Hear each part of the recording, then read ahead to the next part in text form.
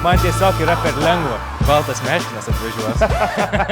Šiandien esam Suvalkijos sostinėje, Marijampolėje ir dieną praleisim su krepšinio treneriu, kuris mums prisistatė taip. Sveiki, esu geriausias treneris Lietuvoje ir perspektyviausias strategas pasaulyje. Nežinau, ar su visomis trenerio mintimis aš sutinku, bet faktas, kad tai yra vienas talentingiausių ir perspektyviausių Lietuvos trenerių. Ponai ir ponios, susipažinkit, Marius Ūsas. Sveiki, treneri. Sveiki, apšmeižiai mane dabar, nežinau. Pasitikėjimas labai didelis šiandien pas jus. Matai, į lock screeną mačiau, kad žiūrėjai, neskaitai net tekstą, tai iškart sakau, fake newsas visiškai. Kaip šiaip vertini sąlygas Marijampolėje? Šiaip tai viskas tvarkoja, ta prasme, turim viską, ką reikia. Aišku, suprantu, kad čia nėra, sakykime, aukščiausio lygio sporto centras, bet šiaip darbo sąlygos kaip treneriui, tai visos jos kaip ir tenkina. Pirtis čia gal, sakykime, labiau. Va, čia spėjimai, tai čia nežinau, ar galite filmuoti šitą spėjimą. Tai čia žaidėjai susiklijavęs play-offų medį. Kas kur išeis, tai net neįsivaizduoju, kam čia geriausiai sekasi. Kažkas, kad buvo pralaimėjimą užrašęs, tai tikrai. Marijų Užupį iškart linkėjimai, jisai buvo mums su Vilkaviškiu davęs vieną bankę, tai... Labai reikia rūbinį? Ne, nepasakyčiau, kad jau taip labai, aišku, čia gal žaidėjų reiktų klausti. Tų emocijų tai būna visokių, bet, sakykime, jau čia būčiau visiškas kiekvieną dieną rėksnys, tai gal taip nebuvo. Tai... Iš tikrųjų, esate labai jaunas treneris, jauniausias, net ne tik NKL, jauniausias turbūt Lietuvoje vyriausiasis treneris. Ir kai pirmą kartą debiutavai, kaip vyriausiasis treneris, tau buvo 20 metų. Kaip sekėsi surasti bendrą kalbą su tais jau veteranais? Tai tą patį pirmą kartą, tai ten tokia ekstra situacija, kur niekas nesitikėjo, kad taip gali būti. Tai ten tikrai, sakykime, to streso buvo nemažai, bet tuo pačiu, kaip ir manau, visi jautė, kad komanda ieško to trenerio, aš ten pabuvau tik tais porą rungtynių. Šiemet, sakykime, kas padeda, tai kad aš daug žmonių tų pažįstu, kadangi čia 4. mano sezonas, didžiąją dalim jų jau pradėjom. Tai manau, tas labai prisideda, kad jie patys kaip žmonės brandus, supranta, kad ir aš jaunas, bet vis tiek aš noriu gero, ieškau tų sprendimų, dirbu, stengiuosi, manau, jie tą vertina. Ir taip, gal sakyčiau, šių požiūrio nėra tokio, kad ką tu jaunas, čia man paaiškinsi ir aš čia pats geriau žinau negu tu. Einam į jūsų trenerių kambariuką, apžiūrėjom. Einam. Tai kas čia vyksta prieš rungtynės? Aptarimas trenerių? Sakykime, aptarimas tai labai trumpas. Aš tai sakyčiau, kaip gal treneriui, tai toks pats nekenčiamiausias laikas, kai tu atvažiuoji, sakykime, tą 1,5 valandos prieš, jau nieko pakeisti nebegali ir tas toksai laukimas tampa labai ilgas. Kiekvienas turi, sakykime, savo tas atsakomybės. Vienas daro tą komandos skautingą varžovų, kitas daro žaidėjus. Aš daugiau užsiemu mūsų komandos analizę, tą vadinamą post-game video darau. Daugiau susiskambinam ir ruošiamės, sakykime, atskirai pagal savo atsakomybės. Tu dabar esi treneris ir jeigu reikėtų padaryti skautingą prieš žaidėją Marių Ūsą? Tikriausiai nedaryčiau, nes jisai ant suolo galo sėdėdavo, nelabai pakildavo, tai turbūt tokio net nebūtų įtrauktoje, bet jeigu ten reikėtų, tai kad išskirtinumas, gal kad kairiarankis būdavau, tai vieną ranką tik ir turėdavau, dešinė tiesiog egzistuodavo, tai toks gal ir skautingas. O kur buvo tavo stiprybės, sakytum? Tos stiprybės tai gal daugiau būdavo visada susijusios su tuo gal, sakyčiau, mąstymu, nors suprasdavau, kas vyksta, žinodavau, ko reikalauja, bet nereiškia, kad visada galėdavau tą padaryti. Iš tikrųjų, pas Šarūną daug metų praleidau, tai jau jisai ir tada sakydavo, kai dar būdavau visiškai kleckas, kad jeigu reiktų kam palikti treniruotę pravesti, tai paliktų man. Baigėjai krepšininko karjerą ir kaip pasisuko tavo kelias treniravime? Karjerą krepšininko pavadinti sunku, bet iš tikrųjų aš jau gan anksti jaučiau ir žinau, kad eisiu tuo trenerio keliu. Tai įstojau į LSU, į tas treniravimo sistemų studijas, bet iš pradžių buvau KTU asistentas komandos. Tai pradėjau ten, paskui galiausiai gavosi taip, kad iš Marijampolės išėjo asistentas Emilijus, kuris mane pažinojo ir parekomendavo. Tai tuo momentu gavau skambutį iš Vytauto ir paskui jau Mariaus Kiltinavičius ir taip atsidūriau iki šiol čia netikėtai. Tai treneris sakė, kad jau matė mūsų šitą laidos dalį, kai žaidžiam su pašnekovu minusą. Ir taisyklės kaip visada, jeigu prameti, aš tau užstatau minusą, aš tavęs klausiu klausimo, tu turi būtinai jį atsakyti. Bandysim. Gerai? Bandysim įmest, kad nereiktų atsakyti. Gerai. Nu, parodyk. Tikrai šito nebus. Opa, iš karto. Taip, čia stipriai pradėjai. Man šiaip reikia dabar stengtis, nes gali būti, kad jeigu gerai pasirodysiu kitą sezoną, neieškote kokių žaidėjų jaunų. Tai žaidėjų ieškom, o prie ko tu čia tada gauni? O. Labai, ne mano range'as visi. Taip, čia yra ant psichologijos, grinai psichologiniai metimai šitie. Tai pirmas iš tikrųjų yra ne klausimas, o užduotis. Trenerio didelė darbo dalis yra motyvacinės kalbos. Tu dabar į kamerą turi pasakyti motyvacinę kalbą visiems būsimiems žiūrovam, kurie dabar svarsto, ar eit dirbti toliau, ar pažiūrėti šitą video. Linkiu gerai praleisti laiką, pasižiūrėti video, tikiuosi bus įdomu. Žmonės dirba, žmonės stengiasi, tai vardan tų žmonių, kurie stengiasi ir dirba, aš noriu, kad jūs gerbtumėt jų darbą ir pastebėtumėt šitą video. Klausyk, taip tai nesitarėm, kad tu tai pataikysi. Prieš tai, kai pinigus daviau, tau kažkaip kitaip kalbėjai. O, su baudom gerai sekėsi tavo karjeros metu? Tai pamatysi, kai mesiu. Ir įsiaiškinsim. Man labai prastai. Tau ne. Kažkas įėjo, ne? Svečių dar turėsim. Dar palaukti, tavęs užduotis laukia. Tu nejuok? Baltas meškinas atvažiuos. Šiaip galėtų, šitą reikia prisiminti, kad baltą meškiną. Padarysi, ne? Aš galiu su kairė mes, nes dešinės, kaip sakiau, neturiu. Man dar kas labai nepatogu, kad aš su marškiniais atvažiavau. Man kitą kartą reikės aprangą. Tai būtum viską įmetęs aprangą. Taip. Tai aš tai pilnai tikiu to. O, Jėzau.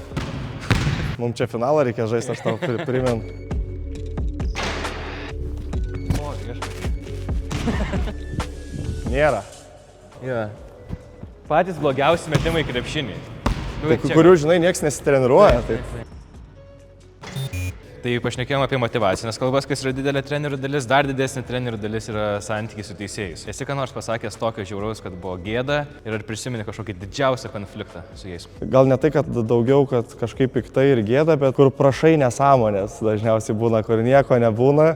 Ir paskui žiūri per video, kad ten vos ne 100% įstikinęs, kad čia prašai normalaus dalyko, paskui pasižiūri, kad visiškai nesąmonė. Bet neprisimeni kažkokios tokios citatos ar ką pasakėjai teisėjai, gaidytų, ar kažką tokio? Aš manau, yra buvę visko, sakykim taip, bet taip, kad tikrai įsiminčiau ir sakyčiau, va čia žiauriausia, ką esu pasakęs, tai tokia neišskirčiau vieną. Tau užpykim, kur aš pasakėjau. Aš tai siūlau nuo šito pradėti, kur jisai į mane žiūri ir bus tada tikrai žiūrės. Aš tau sakau. Jo. Dar čia netgi šitaip. Aš noriu tau parodyti, kad aš ir tokius visokius driblingus. Aš supratau.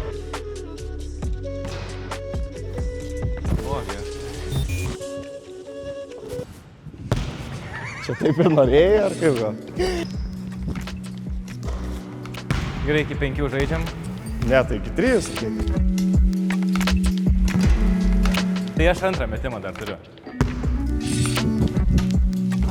Va. Matai, iš antro karto, man kažkaip iš to antro karto labai gerai sekasi. Kaip galvoji, tiki paskui tavim, kai tu taip sakai, ne? Čia taip stepautuoja. Aš paduodu ir atgal. Ačiū Dievui, kad neįmetei, nes man tiek, jeigu būtų reikėjo daryti. Kitą kartą nemesiu, sorry. Paskui bus ne tas pats kadras neįdomu. Ne, viskas gerai. Jeigu taip pataikysi, koks tau skirtumas? Man tiesiog yra per lengva. O jie tau.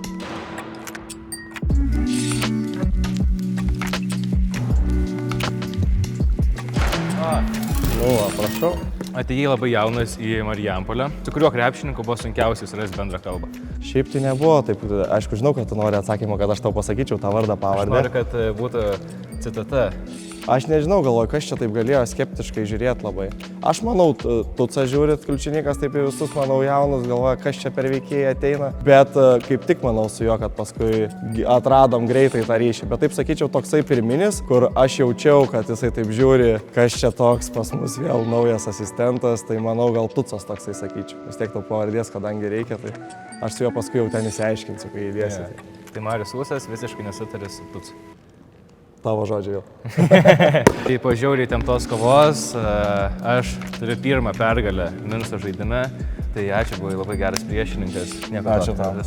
Treniruosios ir susimatysim. Ir jeigu Marijampoliai trūk žaidėjų, paskambink man. Vykom į sporto istorijos muziejų, istorikas praves mum ir ekskursiją. Va, jūsų mantingos taurė, tai dabar šįmet irgi tikimės iš jūsų. Bandysim kažkaip tos lūkesčius pateisinti. Ir tada Mariaus, va, tokia vaškinė skulptūra. Kokios muzikos klausai, kokią labiausiai mėgsti? Jeigu važiuoju vienas, Tai labai retai, kada muzikos klausau. Dažniausiai būna koksai nors tai podcastas pajungtas. Ir ypač po pergalės, tai dažnai ir lietuviškos dainos nuskamba. Gal ne šitoj mašinai, bet mūsų kolektyve tai dažnai. Aš tau sakysiu atlikėjus, o tau reikės pasakyti, kuris atlikėjas yra geresnis švenčiant pergalę. Gerai? Gerai, bandom. G&G Sindikatas ar Lilas po pergalės? Sindikatas, sakyčiau, daugiau buvo kartų paleistas. Sindikatas ar OG? Sindikatas vis tiek. Sindikatas ar Jordana Butkutė? Jordana, manau. Jordana ar Jessica Shai? Jessica, sakyčiau. Yra kažkas geriau už Jessica? Po pergalės dažniausiai būna žvagulis koksai pas mus, aš taip sakyčiau. Avarijų esi turėjęs? Tokių, kad rimtų, tai ne, ten tų pabraižymų yra buvę. Tikiuosi ir su jumis šiandien neapturėsiu. Bet būtų visai toks įdomesnis turinys, jeigu dar avarija, dar pildom deklaraciją. Arba padangą keičiamės, ne? O čia tai būtų toksai... Ne, kažkaip trysia bendrom jėgom jau pakeistume, ne? Taip. Aš nežinau, kiek aš prisidėčiau, aš dar daugiau klausinėčiau Jessica Shai ar Jordana Butkutė. Kol tu... Atsargiai. Avarija. Na tai aš per jį nieko nematau iš tos pusės, tai jeigu kažkas ir būna ten. Šiaip jautiesi priimtas miesto, priimtas žmonių čia? Šiaip tai viskas tvarkoja, tikrai tie žmonės draugiški, čia kažkokio didelio spaudimo tikrai nejaučiu, tai... Žinau, teko kažkiek gal bendrauti jau su marijampoliečiais, kažko išsiskiria tau ją iš Kauno, kur užaugai? Tai akcentų išsiskiria, labai detalūs žmonės, kuri viską papunkčiui, viską paskaičiuos, viską žinos, tai sakyčiau, man tas labiausiai įstrigė, kad nepalieka laisvės kūrybai, o yra viskas detaliai suplanuota, jeigu taip reiktų skirti vieną bruožą.